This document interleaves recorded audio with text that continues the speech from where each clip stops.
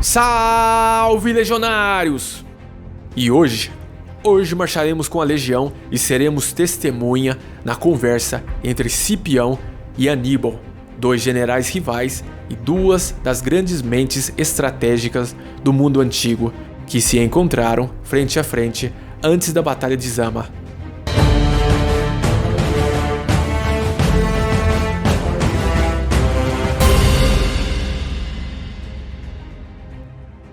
Começando que a nossa fonte aqui é o antigo historiador Políbio.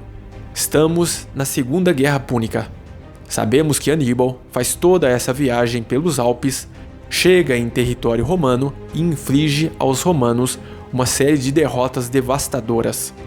No entanto, ele ficou travado no sul, no que hoje é a Itália. O quadro só se reverteu com a decisão romana de atacar Cartago, com Cipião no comando. Aníbal viu-se então obrigado a recuar para defender a sua cidade. Meus amigos, essa história é gigantesca. É uma das batalhas mais devastadoras, não só do mundo antigo, mas de todos os tempos, que influenciou de maneira determinante a história do mundo de muitas formas. Obviamente, um dia eu dedicarei um vídeo especial a essa batalha. Mas perto do final dessa guerra imensa, aconteceu um último grande confronto. Um confronto militar entre Aníbal, um dos maiores gênios táticos de toda a história humana, e Cipião africano, que na verdade, podemos dizer, era um estudante de Aníbal. Cipião, estudando Aníbal, aprende com ele e aperfeiçoa as suas técnicas. Porém, antes da Batalha de Zama, aconteceu um encontro entre esses grandes generais, Aníbal e Cipião. Felizmente, temos um testemunho desse acontecimento que é Políbio, um historiador antigo extremamente confiável em suas histórias. Políbio, mais precisamente nas suas histórias romanas, no capítulo 15.6, dá detalhes dessa reunião. De acordo com ele, Cipião está no seu acampamento e sabe que Aníbal está ali por perto. E então, ele envia embaixadores para pedir uma reunião a Aníbal. E o encontro é aceito entre esses dois generais adversários.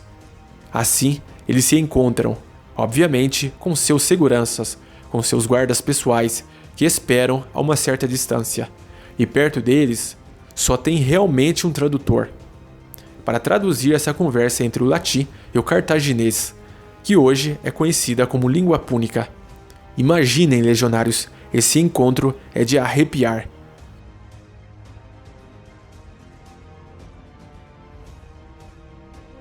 E assim, em um certo momento, começa um memorável confronto de palavras. Como sempre, eu não procurei mudar as palavras para um melhor entendimento. A conversa começa assim. Quem fala primeiro é Aníbal. Ele diz que, na sua opinião, os romanos nunca deveriam ter desejado ter nenhuma posse fora do seu território, que hoje a gente sabe corresponde ao território italiano. Na opinião dele, os romanos nunca deveriam ter começado a conquistar, deveriam se contentar com aquelas terras.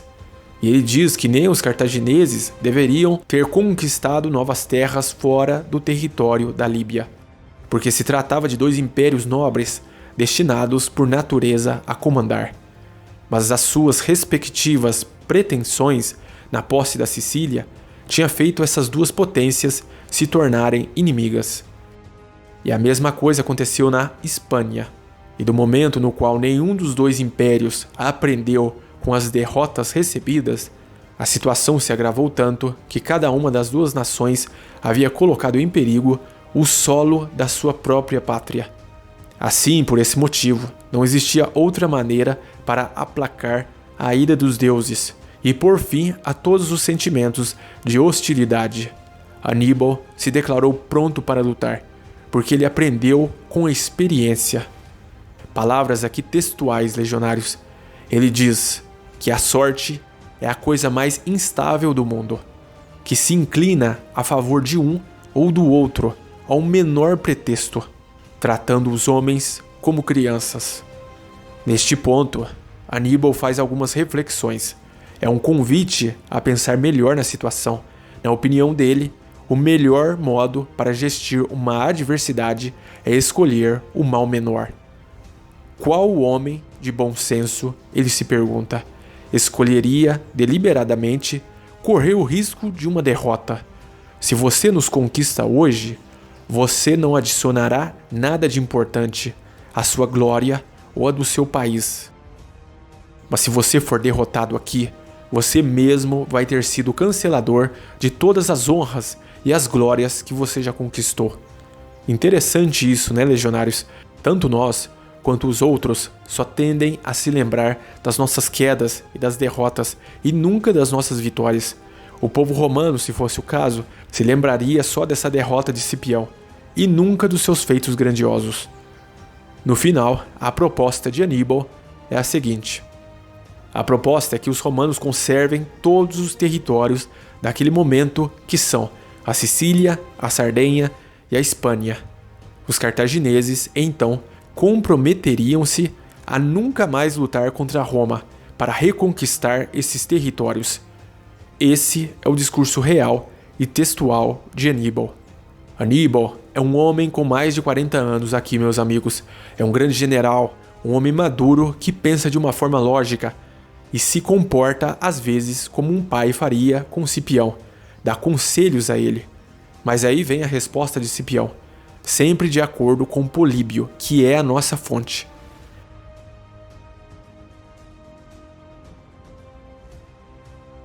Cipião diz que nem a Sicília e nem a Espanha foram agredidas pelos romanos.